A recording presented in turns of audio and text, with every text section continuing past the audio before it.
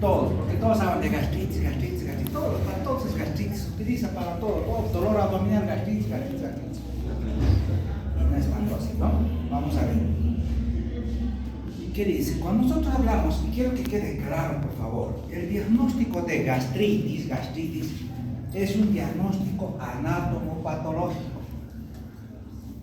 Ya no es un diagnóstico clínico, no es ustedes que a primera mano van a poder utilizar, no, gastritis.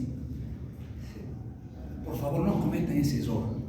Ya veo a muchos colegas que siguen utilizando gastritis, a no ser que su paciente ya tenga una endoscopia previa donde diga gastritis crónica, ¿no ve? O sea, donde ya tiene un diagnóstico histológico establecido, que probablemente su problema es de agudización de su problema péptico, pero ya tiene una endoscopia previa.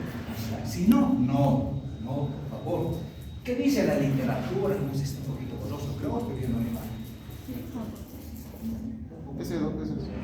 No, el otro, era el del frente. Eso. ¿Sí?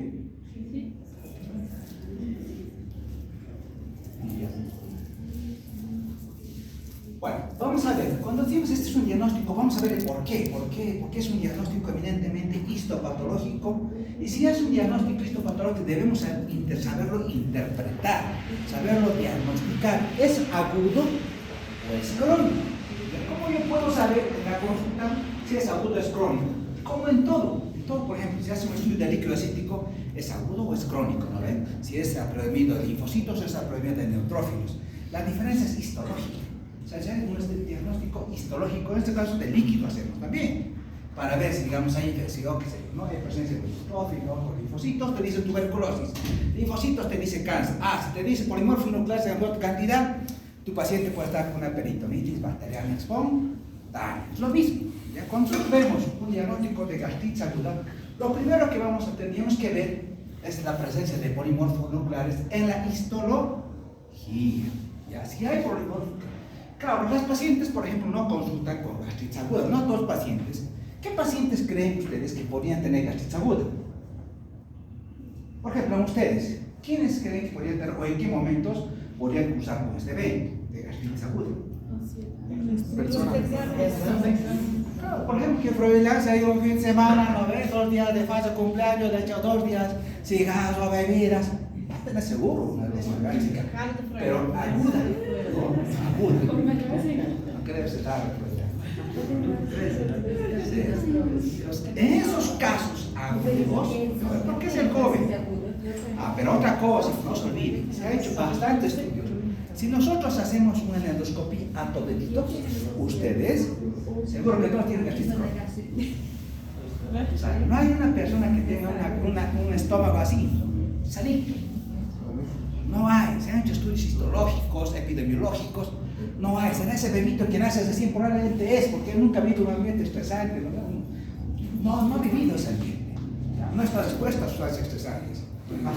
Quizá en esa persona, es decir, la estómago sea así, una cosa intacta. Se han hecho muchos estudios de pito, todos tenemos gastritis crónica. Otra cosa es que la gastritis crónica sea asintomática o sea asintomática, es lo que vamos a ver ahora de aquí en adelante, ¿ya? Entonces, ojo, cuidado. Lo vamos a ver en la histología de esa forma. Nosotros vamos a ver más adelante, lo vamos a interpretar un poquito más a profundidad, ¿ya? Cuando vemos algo crónico, siempre vemos linfocitos plasmocitos, ¿ya? Siempre vemos linfocitos plasmocitos. Pero si además de este, linfocitos plasmocitos, veo polimorfos nucleares, ¿qué es froilán? Si solamente veo en el líquido pleural, o en este caso en la biopsia, polimorfos nucleares, es agudo, listo. Es neutrófilos, es agudo lo que tiene tu paciente. Pero si además, digamos, tu paciente tiene linfocitos, tiene plasmocitos, tú dices, wow, parece que mi paciente tiene un cuadro crónico. Pero además la histología te dice, hay presencia de neutrófilos o polimorfos nucleares. ¿Qué te da a entender? Exacto, que tiene un cuadro crónico que probablemente se haya de agudizado o que esté activo.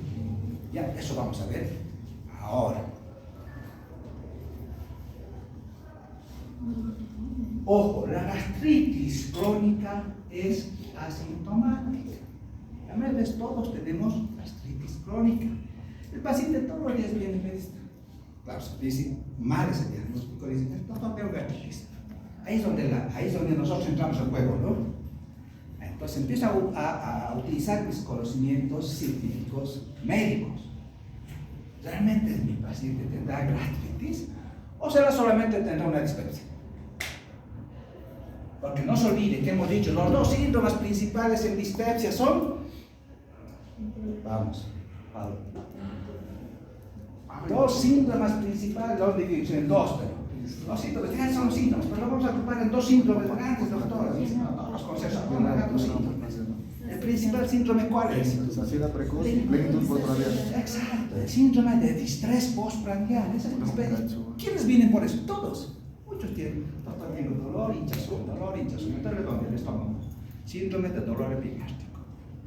¿Quién se dio una precoz? Poco a poco me harto, todo el tiempo estoy hartado. Síndrome de distrés postprandial. ¿Qué te está haciendo tu paciente? Dispepsia. No sé si es funcional o es orgánica, pero es dispepsia.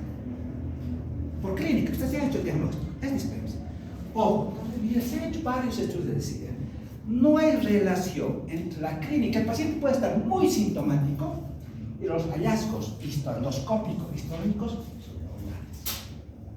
Entonces, no utilicen ese término de gastritis, por favor. Lo mejor es utilizar dispepsia o dispepsia en estudio. Es lo que nosotros sabíamos. Los pacientes tienen síndrome de distrés o síndrome de dolor epigástrico. Dispepsia en estudio. Lo voy a investigar si es funcional o si es orgánico. En este caso, hemos dicho siempre, voy a ver, en nuestro caso, el ecogar. Es lo primero que tengo que ver, ¿no? ¿Por qué lo vamos a ver más adelante? Como este es un diagnóstico eminentemente histológico, yo debo saber interpretar la histología. ¿Qué les parece?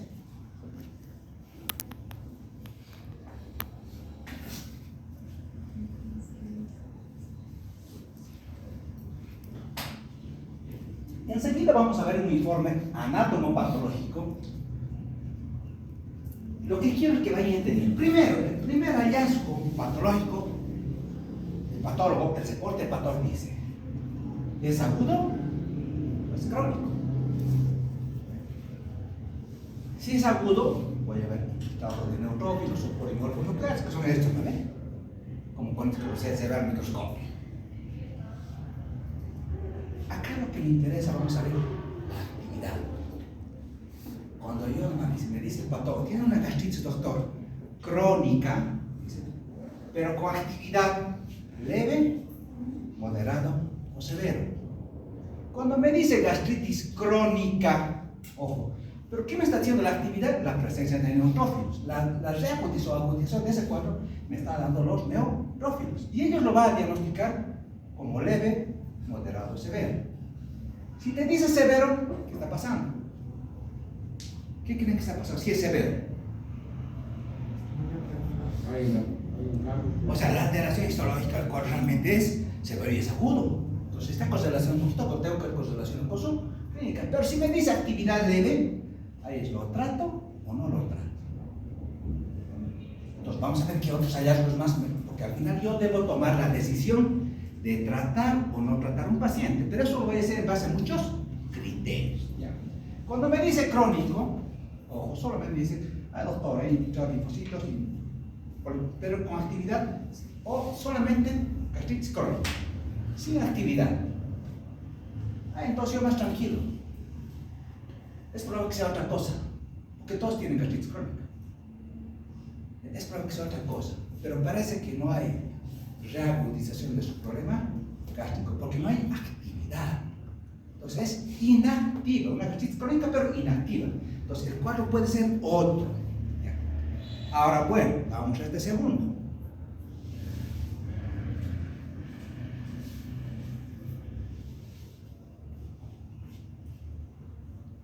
Si me dice gastritis, por ejemplo, el diagnóstico dice gastritis crónica, doctora, es una gastritis crónica.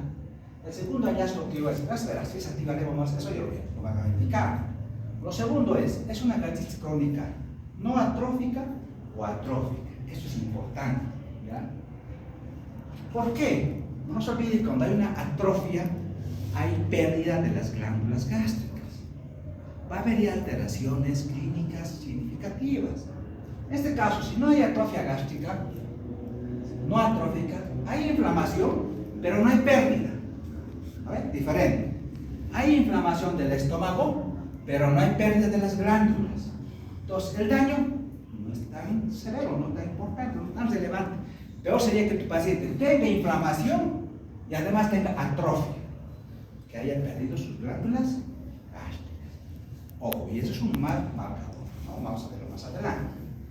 Cuando nosotros decimos gastritis crónica, entonces, no atrófica, vamos a pensar siempre, de acuerdo a la localización. Por ejemplo, ¿qué va en la imagen? ¿Qué se llama la atención en la imagen? Dice gastritis crónica difusa, pero solamente de compromete solamente antro. Cuando compromete solamente antro, ojo, siempre voy a pensar yo en el Helicobacter. Siempre. La primera porción del intestino del bulbo abdominal lo compromete el Helicobacter. El antro lo compromete el Helicobacter. Siempre, vamos a ver más adelante por estadística. ¿Y qué pasa? Entonces me dice gastritis crónica, ya, pero no es atrófica, o al siquiera te dicen sin atrofia, displasia metaplásica. Negativo para la actividad, así también informa el patólogo. Pero la actividad también me interesa, no solamente saber si tiene esto o no tiene esto, pero también me interesa la actividad. ¿Y qué pasa, miren, con el Helicobacter? ¿Qué hace el Helicobacter pylori? Hemos dicho por histología la importancia de la presencia de células en determinadas glándulas. Por ejemplo, las glándulas pilóricas que tienen, principalmente, ¿qué tipo de células? La gastrina, la somatostatina. ¿No? La gastrina estimula la producción de ácido clorhídrico, estimula las células parietales, busca más ácido. Y la somatostatina la inhibe. Como este compromiso es más de antro, donde hay más este tipo de células, el Helicobacter, la forma como hace que produzca úlceras, como hace que se formen úlceras, es de esta manera. Suprime la producción de somatostatina. Por lo tanto, como la somatostatina está inactiva, ¿qué va a pasar? El paciente tiene hipergastrinemia. Si el paciente tiene hipergastrinemia, ¿qué va a pasar? Va a producir mayor cantidad de ácido clorhídrico. Y si va a haber mayor cantidad de ácido, va a haber mayor tendencia a... Por eso estos pacientes que tienen compromiso de antro, la primera, o de bulbo duodenal, tienen alta producción de ácido. Estos son los que más se complican con úlceras. Estos más se complican, como he dicho, las úlceras siempre están asociadas, por ejemplo, a procesos inflamatorios. Hacen estenosis por la inflamación de la úlcera. De hecho, ¿no? Las gastroparías pépticas de tipo inflamatorio por presencia de úlcera. ¿Por qué? Porque las colonizan justamente antro y bulbo duodenal estenosis por el proceso inflamatorio. Así es como, ojo, el Helicobacter daña la mucosa gástrica, en este caso a antro. El otro hallazgo importantísimo es esto. ¿Qué les parece?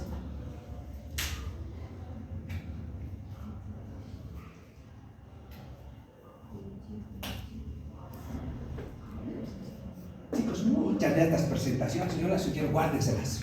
¿Ya? Aunque después que pasen clases, no importa que pasen, yo sé que todo va a pasar la materia, no se preocupen, pero guárdenselas. ¿Ya?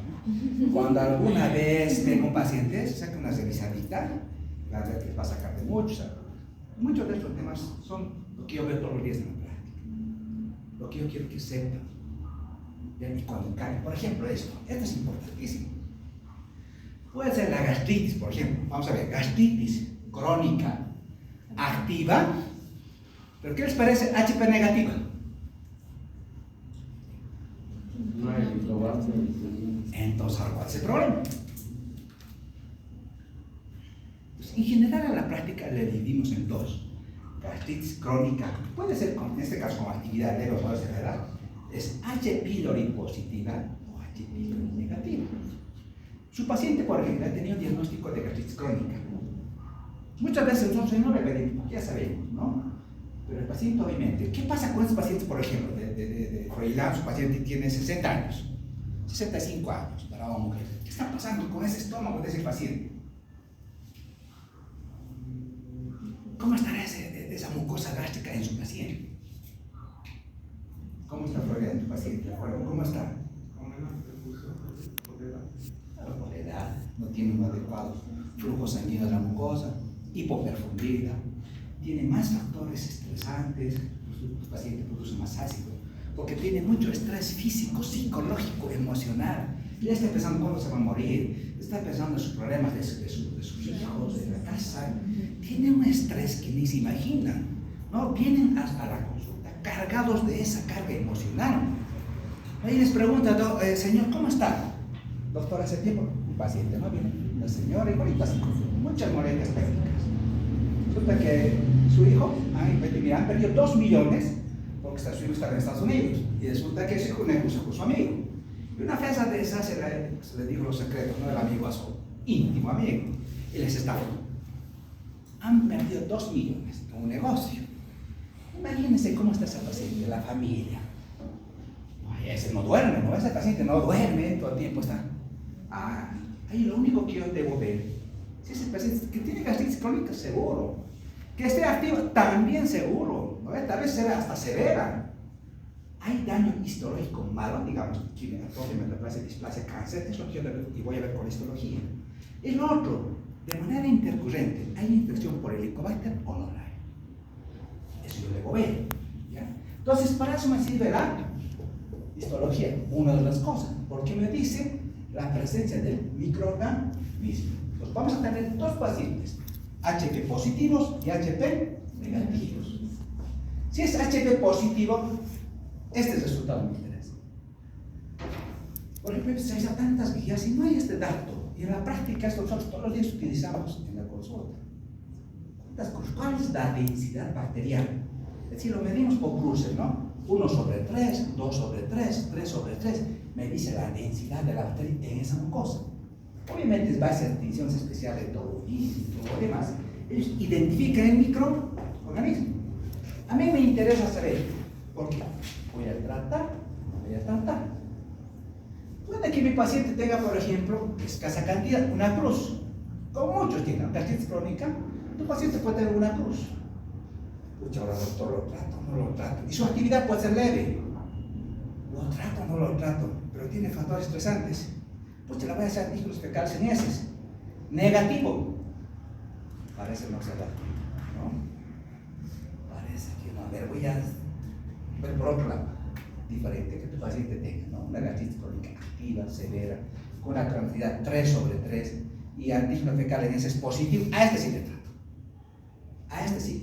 ¿No? Porque tienes varios elementos que te están indicando, trátale, doctor. Trátele, porque ese paciente va a evolucionar a cáncer. Ojo, ¿no? Pero te dice 3/3. Te está diciendo actividad severa. Tiene una gastritis crónica con actividad severa y densidad bacteriana es 3/3. Ojo, ¿ya? Y ahora va a ver este informe. Así nos informa. ¿Qué les parece? Así vienen todos los informes de patología todos los días. Venimos a endoscopia y parece que por ejemplo está con dispepsia. ¿Y qué les parece el informe?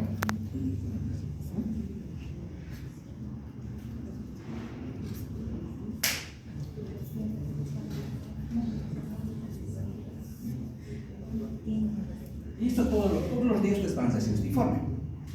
¿Que sea complicado? No creo. Ustedes como médicos tienen que saber. Chicos, no es la otra cosa del otro mundo. Esto tienen que saberlo. No es que solamente los especialistas. No es. Pueden, no es difícil. Por ejemplo, ¿qué dicen ellos? La parte microscópica ve. El diagnóstico era dispepsia. ¿Dónde estaba el problema? En ano. Han tomado biopsias de ano, ¿no? Como chicos. El Helicobacter. Y haciendo un examen microscópico, ¿qué es lo que encuentran? Los cortes tomados que dan mucosa de ano, dice. Arquitectura de mucosas de secreción conservada. Seguimos avanzando.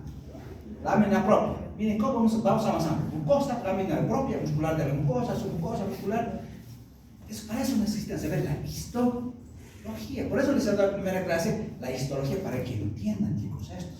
Si no, ahorita tengo lámina propia, doctor, ¿de qué me estará hablando de lámina propia? No, chicos. Eso es fisiología básica, histología básica.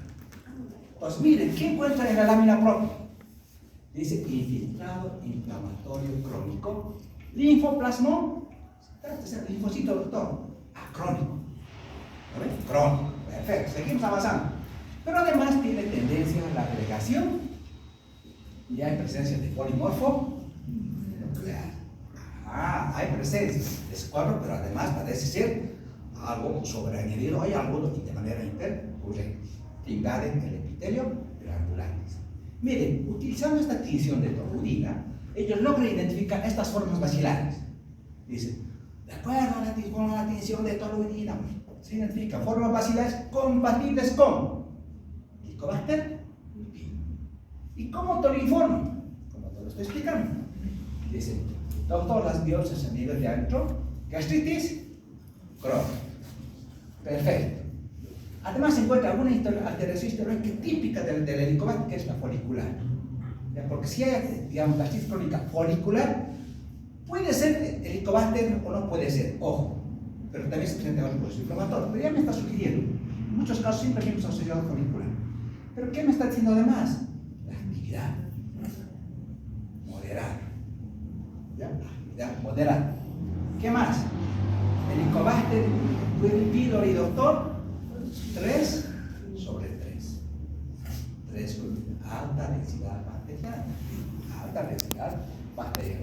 Pero otro dato que me interesa saber, ¿hay alteraciones patológicas malignas o que vayan a malignizarse? Te lo dicen ellos, porque está haciendo algún estudio histológico. ¿Negativo para qué? Atrofia, metaplasia, displasia. Es un paciente, esa paciente señora que pidió tanta plata, que es HP negativo, yo debo identificar esto en histología. Que no tenga atrofia, ¿no? Que no tenga metaplasia, que no tenga cáncer. Eso yo debo identificar, ¿no? Y al final, ¿qué te dice?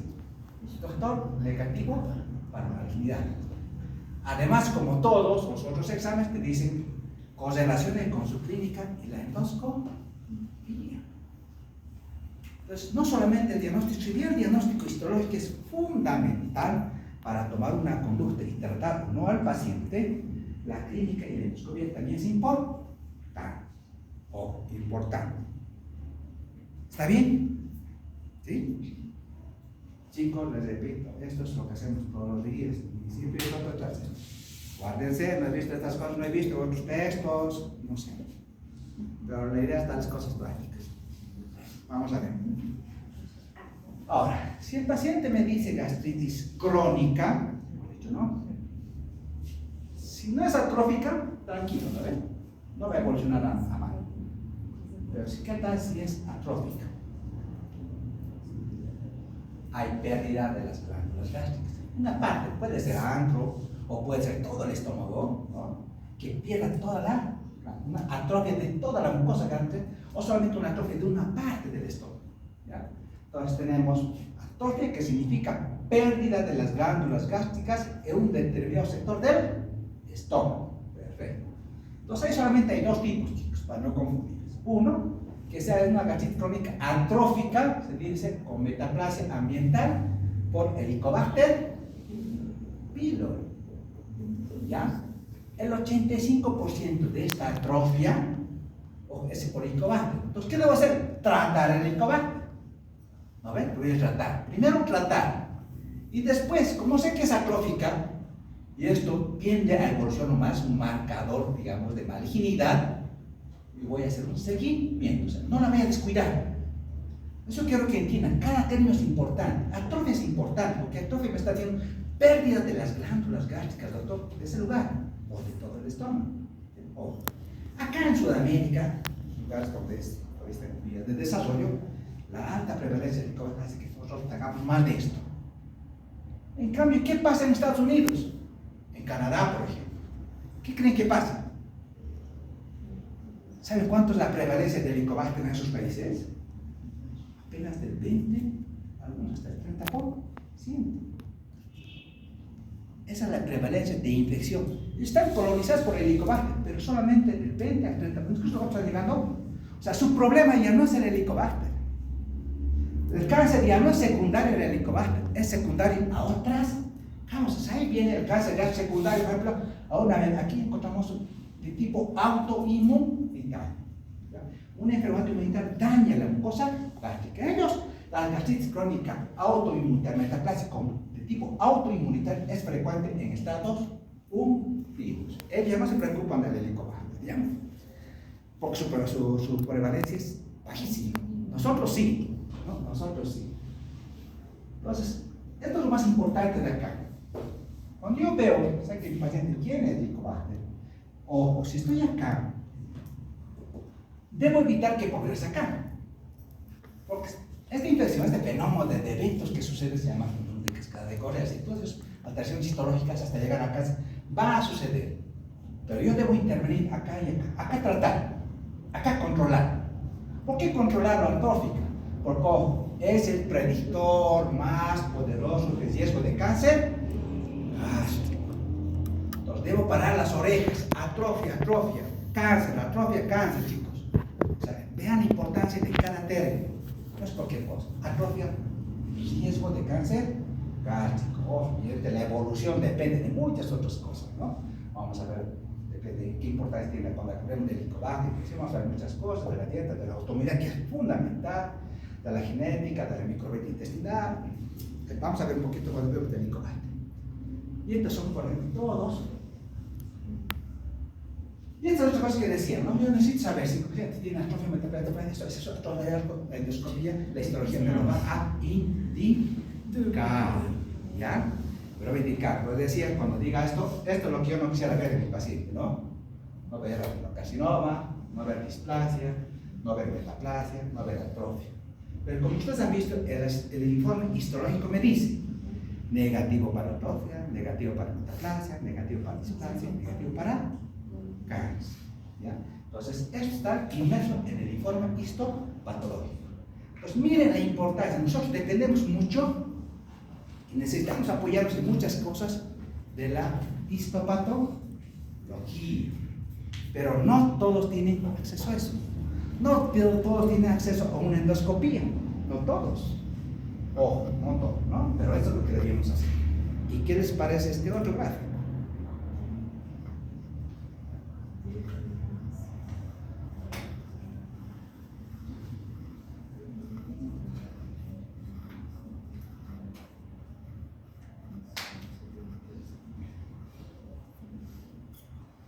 Este problema es un gráfico de uno de los capítulos chilenos que quise, te voy a dar, chicos, te voy a dar, ¿no?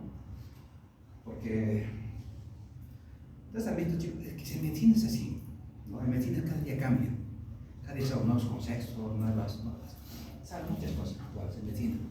Por eso en medicina, el que está en medicina tiene que gustar leer. Si no le gusta leer, no está todavía a tiempo de cambiarse, chicos. A tiempo de cambiarse. Pero en medicina que está a tiempo. Está comenzando. Bueno, pero tiene que gustarle. Tiene que gustarle. Si no, no va a estar a ese nivel, porque necesitamos profesionales competitivos. Con evidencia científica aquí a la mano, no sé si. No les decía, les comentaba por ejemplo, este gráfico, les escuchaba es un gastroenterológico científico, ¿no? Chileno. Y en su exposición se presentaba de esa diapositiva. Y claro, le complementa algunas cositas, pero me parece fundamental para que entiendan. Ojo, de acá tenemos que comenzar. ¿Cómo ver cómo el helicobacter daña? ¿Cómo el helicobacter ocasiona enfermedades? Primero, miren, otra cosa es infección, otra cosa es enfermedad. No es lo mismo. Puede estar infectado, pero no necesariamente tener la enfermedad. No confundan términos de infección con enfermedad. Ya, yo estoy infectado, puedo estar colonizado, pero no estoy enfermo. Ojo, se confunden mucho esos términos. Dice enfermedad, no hay enfermedades que tú tienes síntomas, sino síntomas que alteran tu calidad de vida, ¿no? Te pueden disfuncionar. Pero ojo, no confundan infección, colonización con enfermedad. Puede decir, en promedio, a nivel mundial, el promedio de infección por el helicobacter es del 50%. 10 personas, 5 están infectados. A nivel mundial. ¿Qué pasa en Sudamérica? Pues por ahí también decía, El chileno decían, nosotros, nuestra prevalencia actual, de acuerdo a nuestros últimos estudios, es del 70%. O sea, de 10 personas, 7 tienen infección por Helicobacter pylori. Infección por Helicobacter pylori. O de 10 personas, 7. Acá en Bolivia debe ser 8. Ya, nosotros tenemos que ir un poquito más allá. 8 no estaremos dicho. ¿Ya? Más infectados estamos en ¿no? Lamentablemente hacemos pocos estudios, ¿no? Pocos estudios. Eso es algo, ojalá, yo digo ojalá, y debía comenzar acá en la universidad. Ya ustedes debían hacer estudios, aunque no importan epidemiológicos, pero ya debían empezar a hacer estudios. Les cuento que no hay, cuando tú revisas todos los buscadores que hay en medicina, en Bolivia no hay casi nada. Estamos con estudios de hace 10 años, 20 años. Eso tiene que ver también con la política nacional, ¿no? Desde la política nacional tiene que ver fomento, motivación, incentivo a la investigación. Los institutos debemos estar nosotros investigando, darles cosas. ¿Sabes qué está pasando en Cochabamba? Yo quisiera saber cuál es mi prevalencia de infección en Cochabamba, en Villa Tunare, no importa. No hay. Dirían ustedes, ojalá acá tengan, ¿no? Ojalá estén motivados, pero deberían ser. Comienzan a hacer estudios de epidemiológicos, por lo menos. ¿Qué pasa? De ese 100%, supongamos de 70% de pacientes. Ojo, miren esta diferencia. El 80% son asintomáticos. Solo el 20% desarrolla una complicación. Entonces, ¿por qué es importante? Porque a Froilán, por ejemplo, se va a ir allá va a ir a su posta, le va a hacer una pruebita, a ver, vamos a hacer una lista para el Helicobacter pylori y resulta que sus anticuerpos están altitos. Normales hasta 20, pero dice, está en 110. ¡Wow!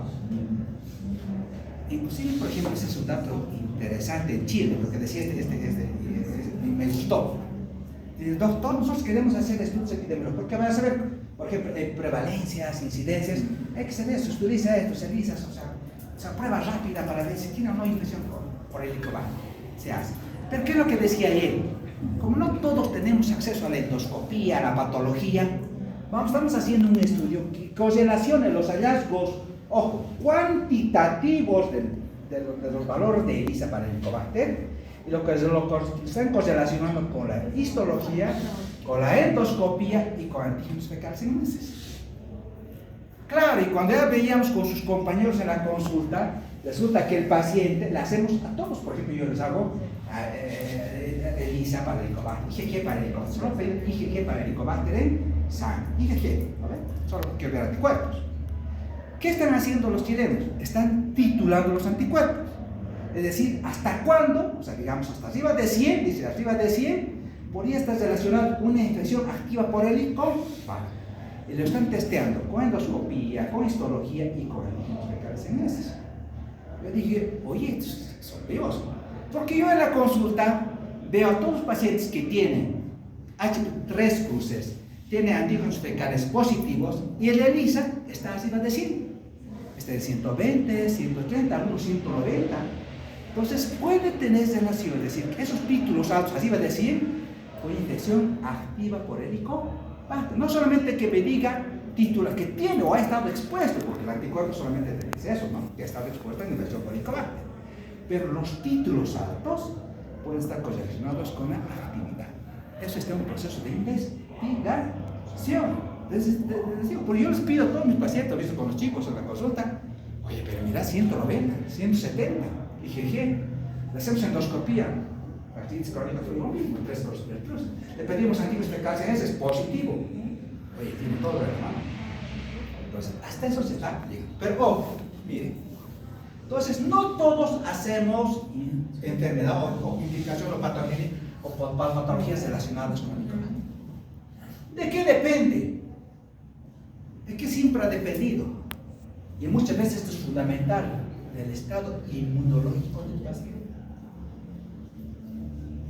En Chagas, ¿todos hacen Chagas? ¿Qué dicen?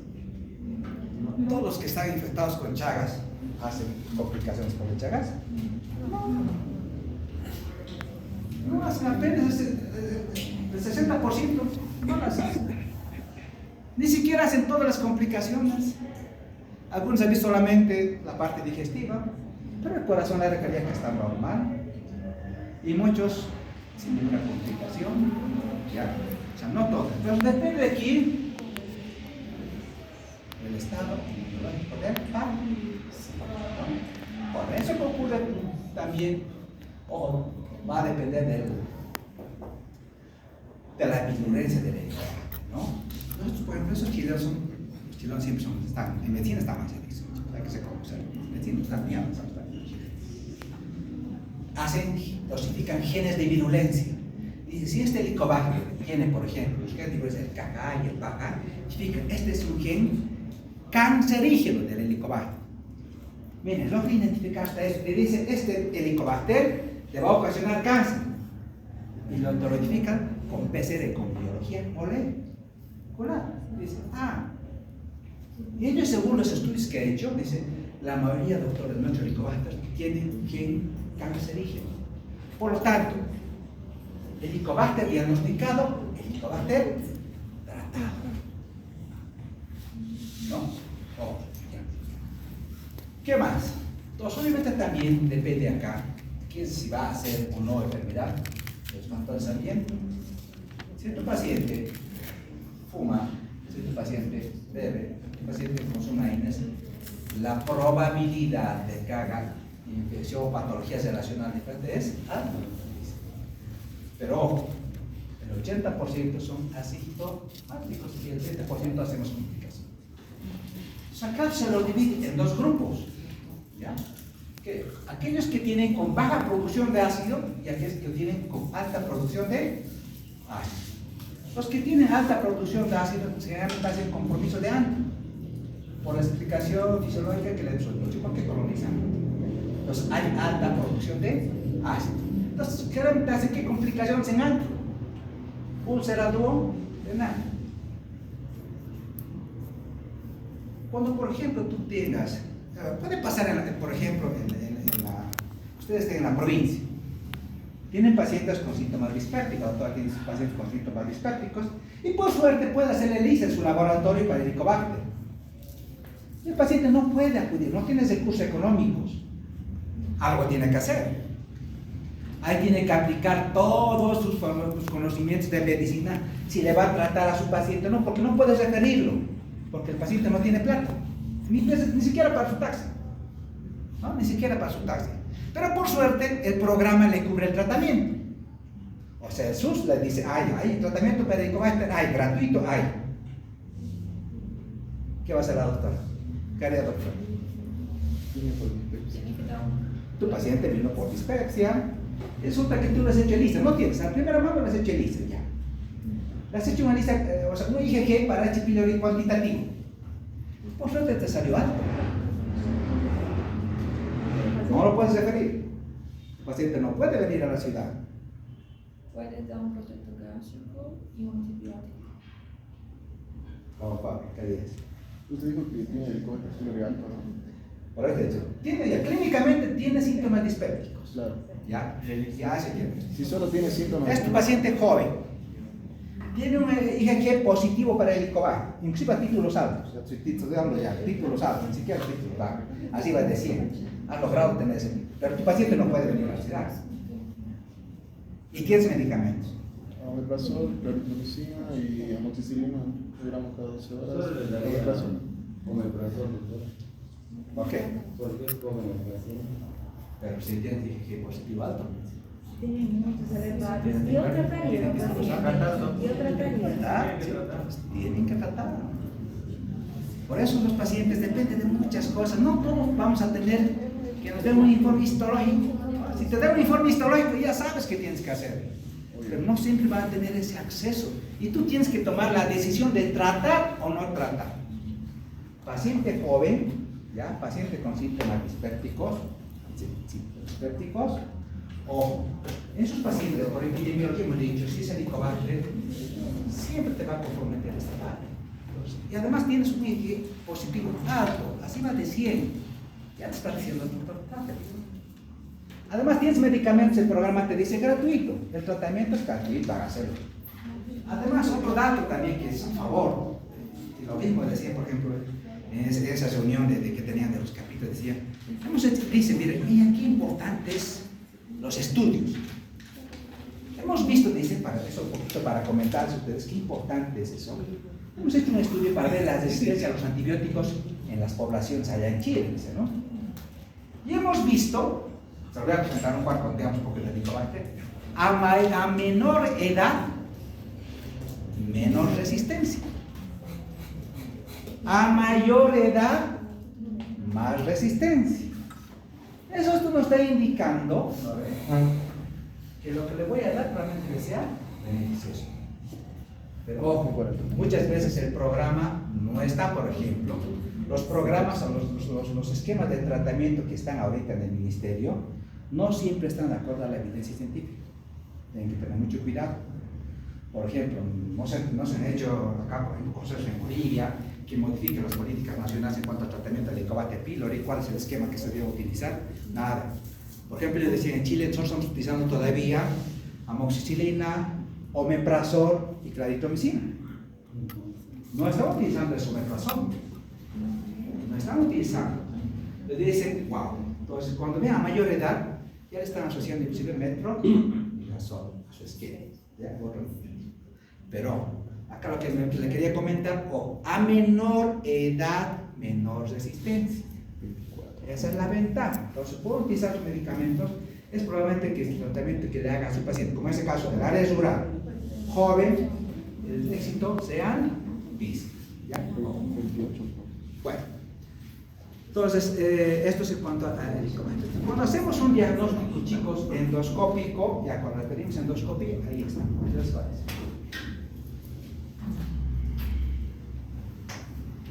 Siempre la endoscopia va de la mano con la biopsia, ¿no?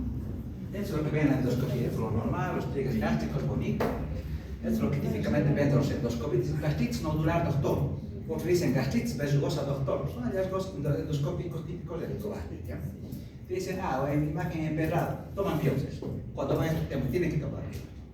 Cuando ven verrugosa, tienen que tomar biopsias, ¿no? O te pueden ver eso. Tiene atrofia de la mucosa gástrica. Pero es el Helicobacter positivo. Ahí es donde ellos tienen que cumplir un protocolo de toma de biopsia. Se cumple un protocolo. Tienen que tomar, dice, 5 biopsias, si no, no sirve. Y no una buena muestra, no pequeñita. Mejor es una buena muestra, ¿no? 2 de cuerpo, 2 de ancho. Según esto, ellos cumplen un protocolo también, no es tomarlo donde sea. Tienen que tomar por acuerdo protocolo 5 biopsias, ¿ya? Y haciendo, y eso, ojo, no todos eso cumplen. Han hecho muchos gastroenterólogos, endoscopistas, no cumplen el protocolo. Han hecho estudios, no siempre todos cumplen. Algunos sí, algunos no, pues les exige, cumple el protocolo de cine, cumple el protocolo, tomen las 5 biopsias. Y de acuerdo a eso, miren, de acuerdo al protocolo, si uno cumple el protocolo de cine, en pacientes mayores de 40 años, han logrado detectar al 50% de los pacientes que ya tenían atrofia y un 20-30% que tenían metaplasia intestinal. O sea, hay que cumplir el protocolo, ¿no? Y no lo estaban haciendo. Una vez que toma biopsia, uno toma biopsias, se han creado varios sistemas de estratificación para ver el grado de atrofia. Hemos dicho, la atrofia es un marcador malo. Entonces dicen, hay que seguirlo. Entonces, hay 2 tipos de sistemas. El que más utilizas es Olga de atrofia, de gastritis atrófica. Olgin es de metaplasia intestinal. ¿Ya? Algunos dicen este sistema de Olgin. No lo vamos a comentar mucho para no complicar mucho. El que más se está utilizando es el Olga. Ya todos dicen Olga 1, Olga 2, Olga 3, Olga 4. Si el hispatólogo te dice es una gastritis crónica no atrófica, como dije, no hay atrofia, por lo tanto el riesgo para cáncer, ¿cuánto es? Mínimo. No necesita hacer seguimiento. Pero si te dice, tiene un Olga 3 o 4, ojo doctor, hay una atrofia moderada o una atrofia severa. El riesgo de cáncer es, o tiene alto riesgo.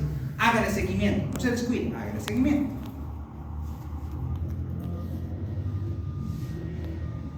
Esto también pasa, ojo, esto también pasa, quería traerles esto porque muchos pacientes tienen esto, ¿no? No solo si el paciente tiene gastritis crónica atrófica, hay atrofia de las glándulas, hay atrofia de los sesos fundamentales, ¿no? Que también producen infecciones. ¿Cuáles son? El factor intrínseco. ¿Qué célula produce factor intrínseco? Cíclico las parientales, pues, las parientales, chicos, las parientales. Además de producir así, pues, ¿sí? Pero ojo, miren, si hay atrofia, hay déficit de factor intrínseco. Si hay déficit de factor intrínseco, no se absorbe vitamina B12. Si no se absorbe vitamina B12, ustedes tienen anemia megaloblástica. Y se pueden dar cuenta, pues, viendo un hemograma, solamente indicando sus índices hematemétricos. Van a ver una anemia macrocítica o megaloblástica, con su volumen corpuscular medio está mayor a 100 fitolitros.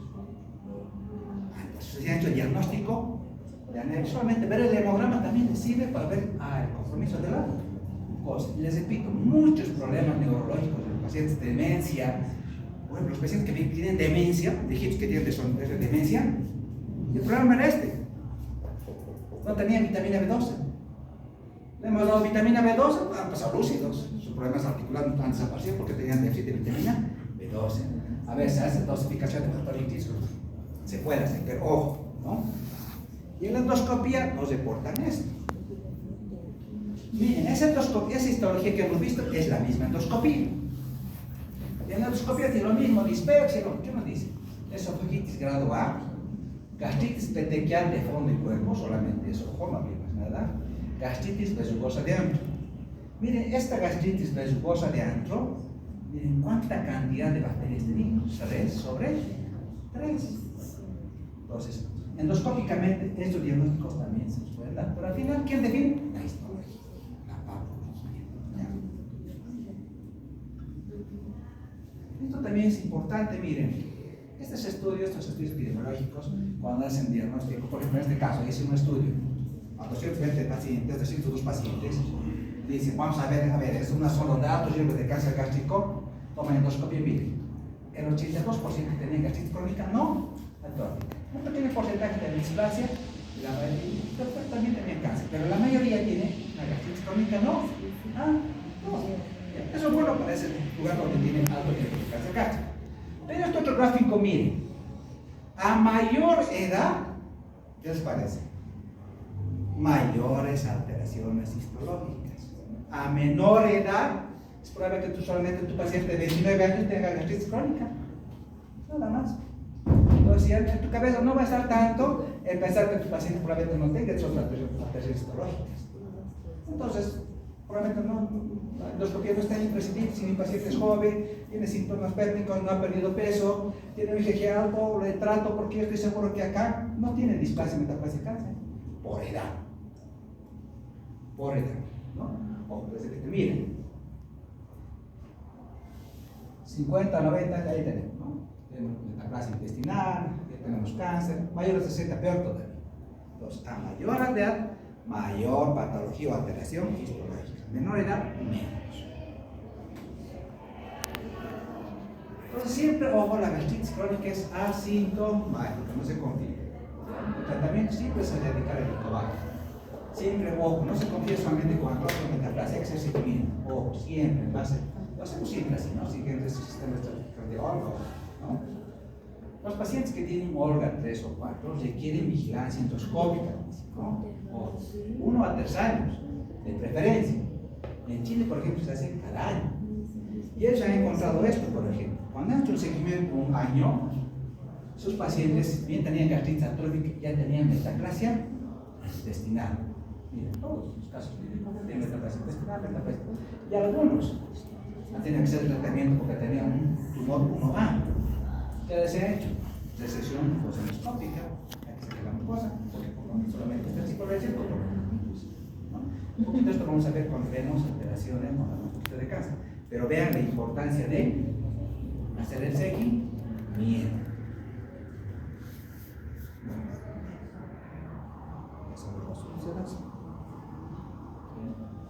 Bueno, cuando vemos a úlceras, chicos, ya son o es solamente erosión o es solamente úlcera. Si es erosión, la profundidad cuánto es pequeñita, apenas 2 a 5 milímetros. Ojo, si es úlcera, el compromiso mayor, hablamos de 5 milímetros, el compromiso de pico es mayor. Claro, porque para que aparezca úlcera, ¿qué va a haber? Esto, ¿no? Hay pérdida del equilibrio entre factores protectores y el suelo, ¿no? Hay úlcera. Entonces, tiene que ver con la glucosa, con la dieta, drogas, todo. Hola.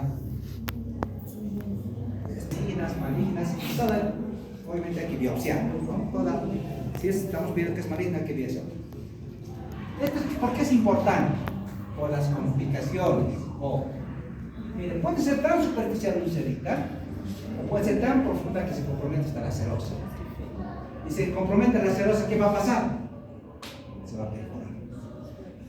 Porque una de las complicaciones de la úlcera, ¿qué es? Que se perfora. Te hace un abdomen agudo aquí. Hola, vale, dime. Bueno, así les va a pasar a ustedes también. No te dejan.